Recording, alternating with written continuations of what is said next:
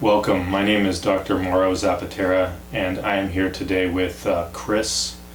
Chris was a patient of mine here at Synovation Medical Group, and I asked him to be interviewed today because I felt as if his experience was important to express to the audience in terms of the possibilities of what could be done when somebody is in chronic pain. And so, Chris, could you take us from the beginning? You had a fairly severe accident, and you've gone through some significant events in your life. You've had significant pain, and you've actually been able to decrease your pain medications, come off of your pain medications, and you've done some significant self-help techniques. Could you tell us how you got to that point? Injury is a brachial plexus injury. I had 3 nerves avulsed from the spine.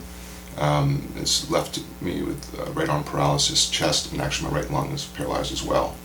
The nerve pain from that is consistent. It's been 14 years now. It's been an ongoing process. It's about, my pain experience now is probably about, I would say, 30% of what it was in the onset. It has flare-ups here and there. I can handle it pretty well. The nature of the injury is that the area where the nerves are torn out of the spine, the brain is reading it as constant trauma. So there's a burning, crushing, stinging, stabbing. That is by far the worst pain I've ever experienced. And I'd mentioned to you that my experience, my history with pain I played contact sports, I played rugby, and writing an article for this organization I help out with people with my injury paralysis. And in that article I had to sort of go through my whole mind of whole past experience of pain, which is pretty significant, and how I dealt with it. It's always been good. And the reason I bring that up is that it was informative for me to know that I had an ability to tolerate pain, but it was still crushing me. It was still taking me out. I had been jumped by a gang when I was 21, knifed multiple times. Surgery ended up taking up half my liver. At the time I didn't have health insurance, so I had no anesthetics as soon as I woke up from having half my liver removed. And I was quite capable of dealing with it then, because I knew it was a limited target of time. And I used that for myself as a self-validator, because pain can be pretty debilitating at times, and you lose a real sense of self-identity, or becomes a sense of identity, and you feel chronically ill, which was one of the biggest hurdles to get over. And so post-injury, I basically started researching pain because of medications I was on there. They immediately put me on Neurontin, Oxycontin, amitriptyline, Effexor, and then methadone for 4.5 years. But when I read that people had this injury and 25 years later the pain was still the same, it brought me to my knees, and I wouldn't look at the internet after that, because I was just like, I couldn't imagine that was possible.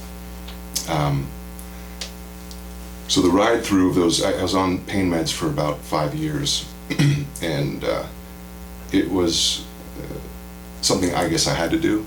I had to push the envelope and see if there was some remedy for it, but it was probably the most, it was the most personally debilitating thing, and sort of spiritually debilitating. It really extinguished my fire. I fell into a state of depression, and I was still getting surgeries for basically 3.5 years to reinnervate my arm, which is important actually in my sort of self-help process, because most of the specialists I saw after post-injury, USC, UCLA, Stanford, I ended up going to every major surgeon in the country I could to reinnervate my arm, to not amputate it, because amputation was the end result of what they said was most likely to happen if nerves didn't reinnervate from the damage I had. And I have a daily practice of meditation now that the whole concept is fire to wired. That if I want to not experience pain, I have to go in a direction that's not pain, mentally, and physiologically support that with natural endorphins, exercise, healthy diet that doesn't help increase like substance P levels in the body, things like that. But the fire to wired aspect is that they took 4 nerves off my ribs to innervate my bicep, took a muscle out of my thigh to innervate my bicep, to put in my bicep area, half my C7 from my left side, which innervates tricep and ring and pinky finger, to my deltoid, part of my ulnar nerve to my tricep, which was a procedure that my sister and I came up with after meeting all these surgeons, which was a world first. They did at the Mayo Clinic in Rochester, which the fire to wire thing was, it took me 18 months to get my shoulder to flicker at all. It took me a year to get my bicep to flicker. And it was a consistent daily practice of trying to simply think it to happen, think it to happen, think it to happen. And I would use muscle stimulators to keep the muscle active, but that actual process was slightly depressing in itself, that you're doing this thing daily and the hope that's going to take, But when they did, it finally it was one of those informative things that, knowing what's going on, even though it's peripheral nerves are different than what's going on in the brain, is still the same biology going on. So I went through a stint of 5 years on pain meds. To get off the meds, I went to a pain clinic at Stanford for 2 months. That was really informative. Just being around other people that were experiencing chronic pain. That article I'd mentioned I'd written for this organization, United Brachial Plexus Network, that deals with my injury, had gotten me to take a close look at my history of pain. But the article itself was titled Pain, the Great Isolator, because for me it had put me in a depressive state, removed me from friends, removed me from physical activity, removed me from a lot of the nature of who I was, and that was its own hurdle to get over, a sense of identity and things like that. But the pain clinic was phenomenal in that I was around other people dealing with very similar struggles. I mean, very different components, reflex sympathetic dystrophy, or there was fibromyalgia,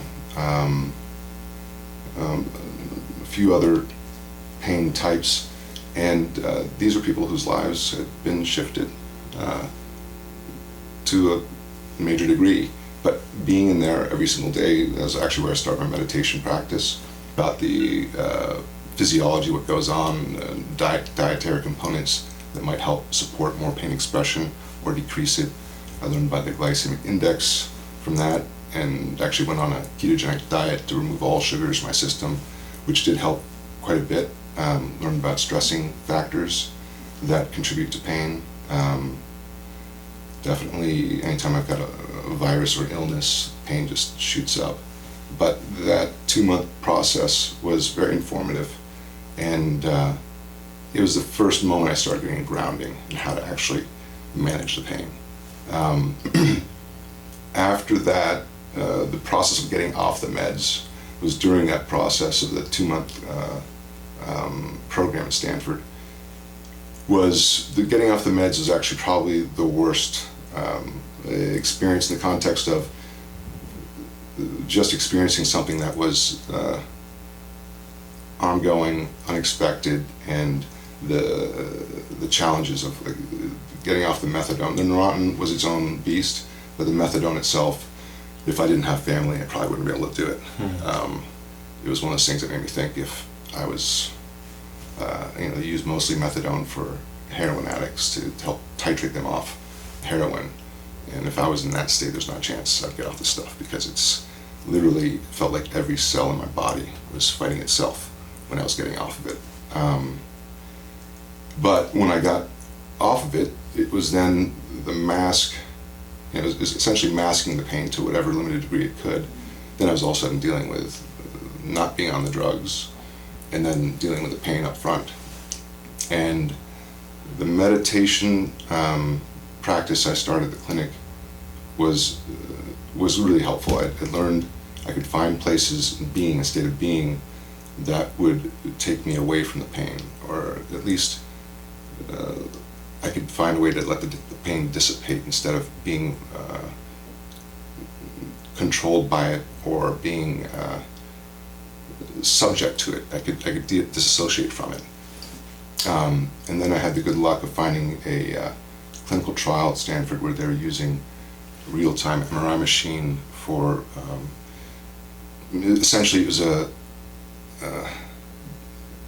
hyper biofeedback system where it was run by Christopher Deschamps, who had studied with the Dalai Lama meditation for 2 years in Tibet, and he'd already used this with epilepsy and depression, and he'd been doing a clinical trial for 2 years.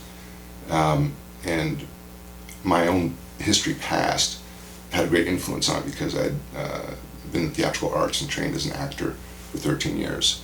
I didn't know that this was going to be a positive benefit to it, but when I got inside the MRI machine, they gave me a mask basically that held my head to the table and sort of locked it in, and then 3D goggles. Put me inside the machine, and the first question they asked when I got inside was something I didn't expect. They said, "Okay, Chris, how you doing?" And then they said, "We want you to focus on the pain." And that's the last thing I've been trying to do at that point for the previous 5 years. And I'd actually never even just conceived of doing that. The benefit of doing that was they had highlighted in your brain the pain regions, and as soon as I focused on it, I could see those regions of my brain just light up. It's like, they were already presently lit, but that really lit them up. And I mentioned that history as an actor, because they said, focus on the pain and make it as bad as you can. So immediately I just went to my imagination and I said, what's the most painful thing I could ever imagine or experience? And I was like, my goddaughter was in a car wreck and I was watching it, and I had driven the car and I was drunk, and I could hear my sister-in-law screaming in the background as the police were holding her back, and I just went to the hilt with my imagination, and it flew off the charts. Wow. And then he asked me to do the same thing in reverse. He said, go away from the pain as best as you can. And immediately I just, in a spontaneous thought, what's the least painful thing I could experience? And I was like flying naked over the Swiss Alps and feeling raindrops tickling all over my body and feeling the breeze come over me and kind of looking down and seeing a waterfall and deer running around. I was like, wow. But that I could hear it was like, whoa, because I just dropped down completely. What do you mean you dropped down? I dropped the pain. So basically the blood flow in my brain had completely depleted. In the 3 pain regions that were highlighted, it completely dissipated. And it was, for me, it was extremely empowering to see I could influence the pain. Mm-hmm. But as soon as I saw I could actually remediate it from my own mind, my imagination, it was a beautiful moment. It really was. And they gave me the option to change the visual context of how I saw it to be an animation of 3 fires on a beach at night.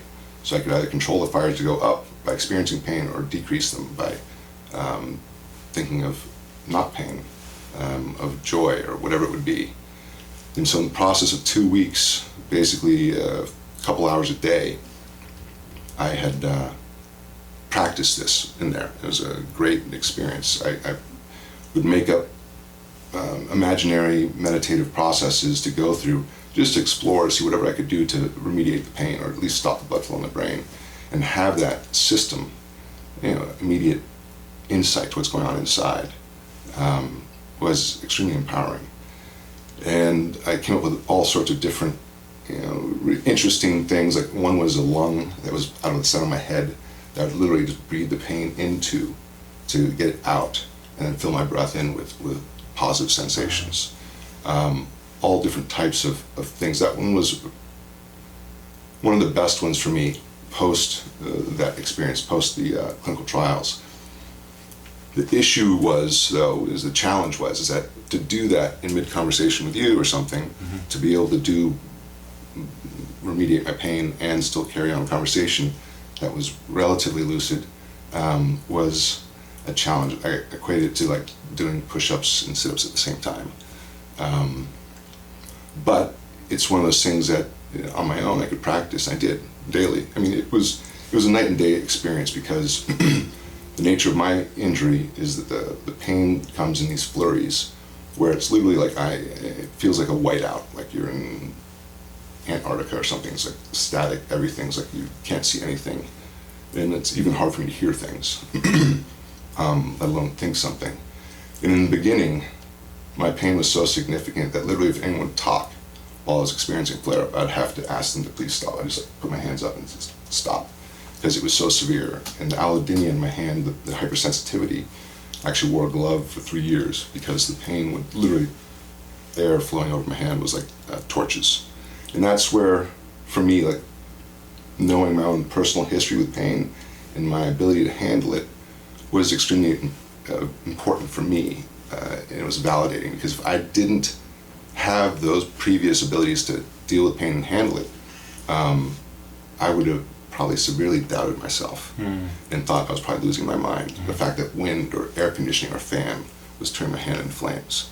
And the pain clinic I did at Stanford was extremely validating, because other people had the same thing with like RSD. One of the women, she had to wear bikini shorts because her leg was, and you could see the difference between both legs. One was, the RSD had, I think even more hair on her leg, but she couldn't have anything touching her leg, let alone air conditioning. So that, for me, it's can be so unsettling having this chronic symptom that one of my navigating aspects of my journey has really been a constant reconfirmation, validation. That's how the pain can be so just tormenting in the context of it makes it, you start getting a bit mentally fragile. And so that'd be one thing that for other patients that are experiencing it, whatever it might be, if it be sciatica or other things, is it's important for them to know that what they're experiencing is real. It's one of the challenges. But then to also say that you've got the ability to influence it and to have a say in it is the biggest part. I've kept a consistent meditative practice for the past 6 years now. I meditate 45 minutes to an hour a day. I use my pain as a personal sort of dojo. To be, it's like, while it's tapered down significantly, it's still persistent, and it is use it as a. So I said, if I'm going to experience this thing, might as well make it something that's unique for me, and that if other people don't have this kind of thing, how can I make it my gift? And so in thinking like that, I said, okay, so whenever I experience pain, I'm going to immediately couple that with positive self-regard, positive sensations. I'm going to sense, and this is actually Christopher Deschamps. I asked him for what he'd experienced in his clinical trials at Stanford. I said, of all the patients you've had, what is the thing that you would recommend most, or that you experienced that benefited them most, or your personal experience with meditation that you recommend? And he said, something which I do consistently, is he said, find an area of your body that is of optimal health, the best area, the sort of thing. You get a sense that that's really good. It's usually for some reason, the left blade of my hand or my left thigh. And I will immediately dive into that area, sense that area when I'm experiencing pain. And then I'll dive into the area that's got the pain, and I'll find that sensation within the pain, find that healthy sensation within the pain. So I'm constantly using it as a guidepost for wellness. Fascinating. And I do the same thing in life with other challenges that come about. I mean, you're going to be presented with all sorts of different kinds of pain in life. So I always look for the optimal route when I'm experiencing challenges.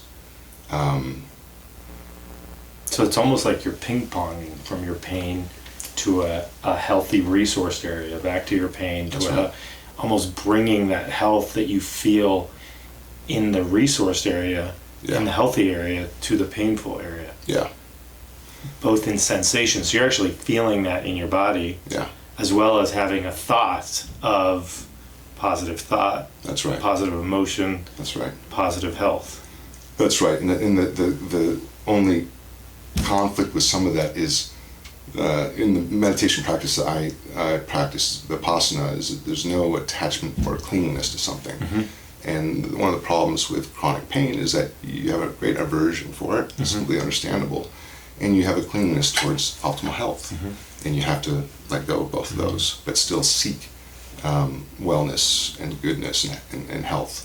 So one of the biggest, the interesting aspect about chronic pain is that we've been wired for millions of years over evolution to respond to it in a certain way.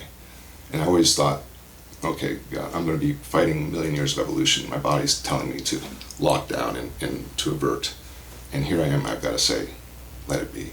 Just let it be. Go into it. Don't let it control you. Don't be controlled by it. Don't try and control it. Just be with it.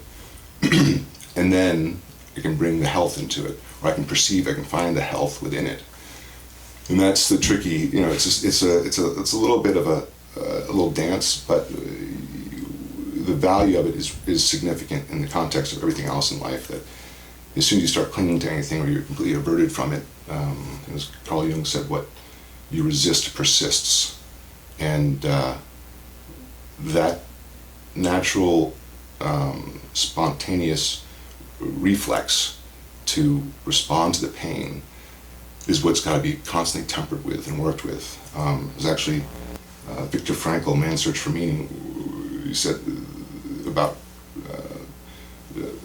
Jews in Auschwitz or concentration camp, is that the space of real liberation or freedom is between stimulus and response. And increasing that space continually is the goal. And he said that's what enabled people to survive and other people not to survive. And that for me is always in the back of my mind.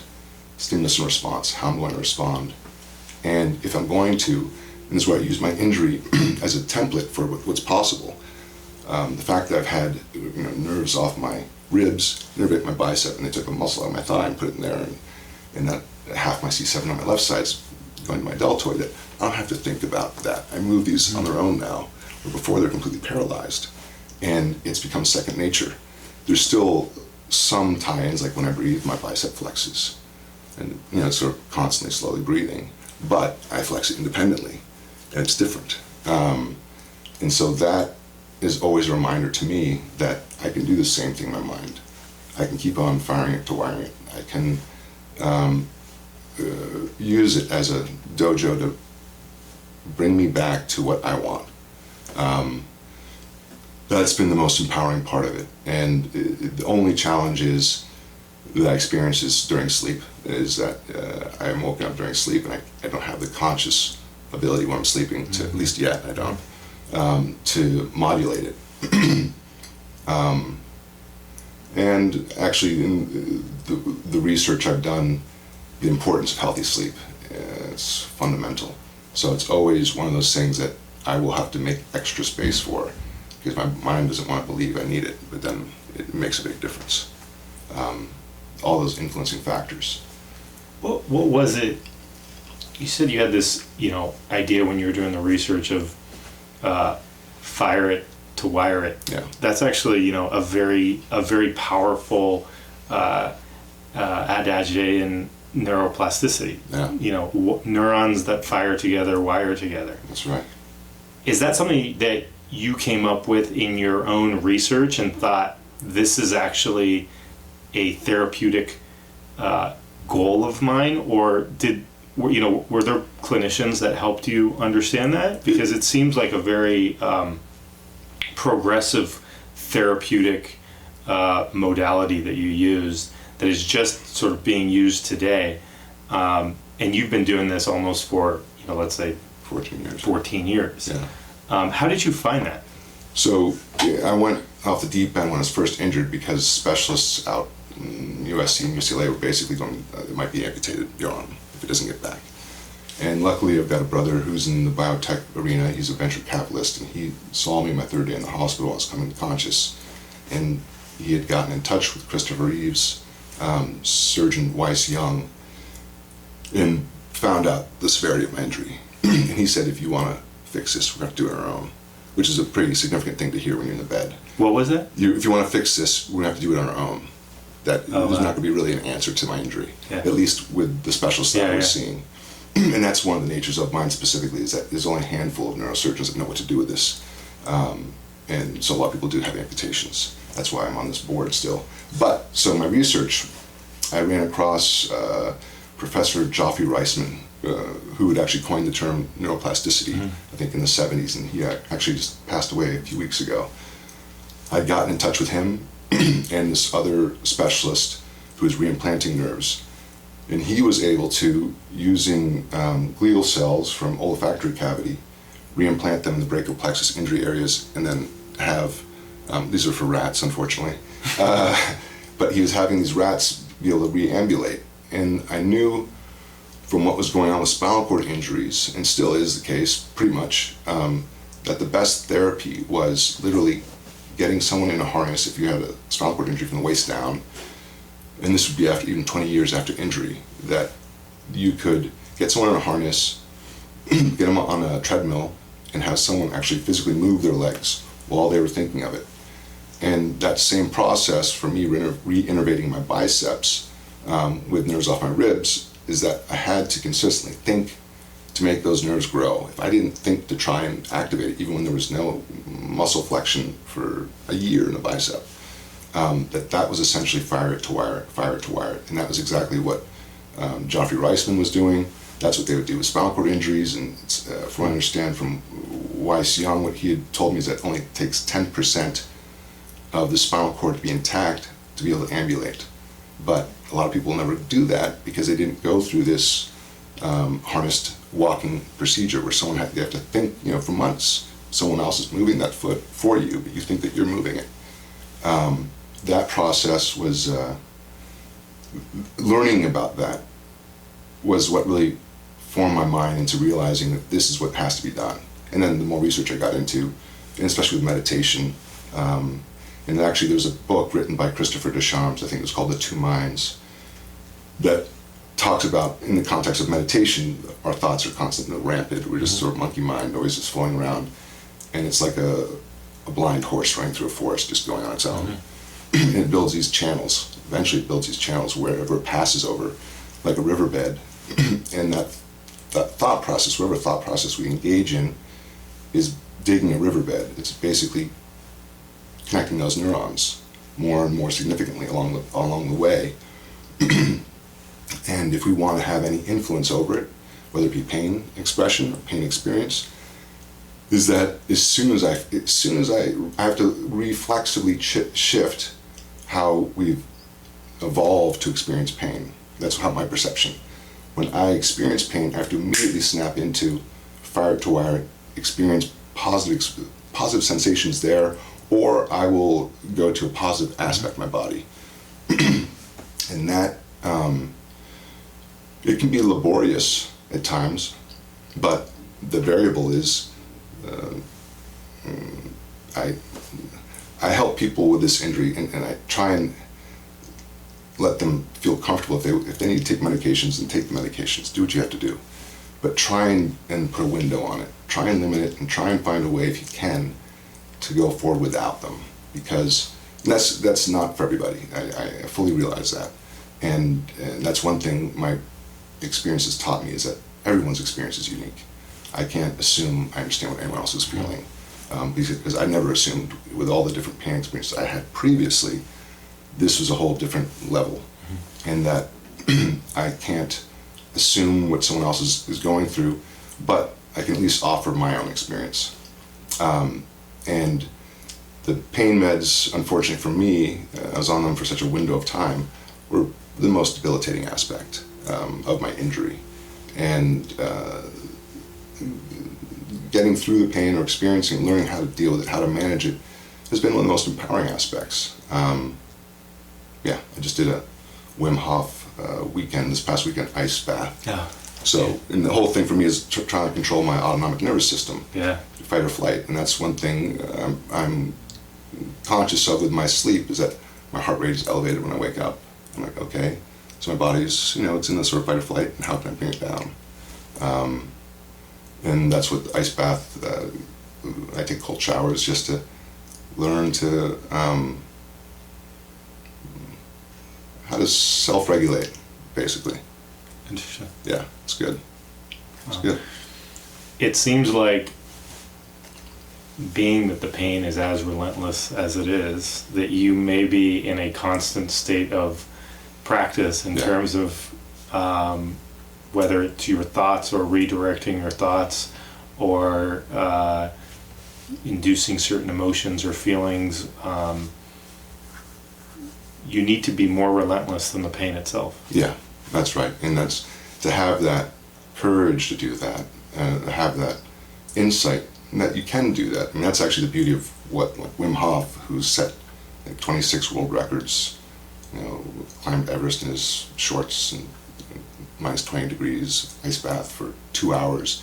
Just did clinical trials at Wayne State, where he was in a real-time MRI machine, and it covered him with ice, basically ice vest, and he kept his skin temperature the same throughout, which is basically unheard of. Mm-hmm. Is that he was all about empowering, saying you have this within you, it's within your ability to resource these things, and if I could do anything for anyone else, it'd be that exact same thing, is to help them see, to get a taste of what they can do. And that was the beauty of the clinical trials at Stanford, was that I could see it visually, I could feel it physiologically, but when you experience chronic pain long enough, you start doubting yourself. And so for me to be able to see that was a huge indicator of what potential was in, what I could do with it. And the meditation's helpful. Everything's temporary, no matter what. You got to repeat it. Yeah. Yeah. And when I'm brought down, you've got a little checklist in my phone, I think, of the times I've experienced very little pain, or that I've done, fine without it. Yeah. And, over the past 4 months doing the craniosacral therapy work, I've had 4 experiences where I've had no pain for the first time in 14 years. Wow. Which is massively significant for me. And that I got into such a state of utter calm that for the first time I actually perceived my hand. The first time I was like, what? I just sensed numbness only. And that was a whole new experience. Because it's always the numbness that I have on my hand is coupled with complementary hyper pain expression. And to not have that was a whole new, I was like, there's just numbness and then sensation. And I use that as a benchmark of possibility, because it's something I experienced. Yes. It happened, right? Yeah, it happened. It happened 4 times. Yeah. Now, are you taking any pain medications at this I time? have not been on meds for 9 years. Wow. Yeah. Yeah. Congratulations. Yeah. Yeah, it's definitely a challenge, but it's one I prefer. And I feel like it enables me to also to have more self-regulation, Mm-hmm. to be able to do the work that I need to do, and to take it. It's the hard part is everyone wants to get this. Well, they'd love to be free of it right away. Yeah. It's completely understandable.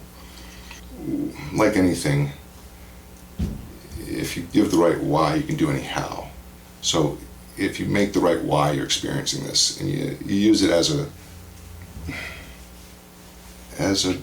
dojo, as a gym, as a template to how you handle other things in life, whether it be giving yourself more permission, more patience, more self-support. All those things are important. That's fantastic. Yeah. I really want to thank you for Of course. doing this interview. I think it's going to be really helpful for other people. Yeah. Just to listen, to hear your experience, to see even what's possible. And like you said, it might not be for everybody. We Yeah. can't judge people's experiences. And that's why we prescribe medications when Yeah. necessary, Yeah. or do injections or surgery, etc. Yeah. But I think for people to hear your experience and to hear what you've been through, especially the, like you call it, the the hyper biofeedback of actually being able to visualize your brain change in real time based on thoughts is amazing. Yeah. And so I wanted to thank you. I really appreciate you. Yeah, you got it. Thanks a lot. Pleasure.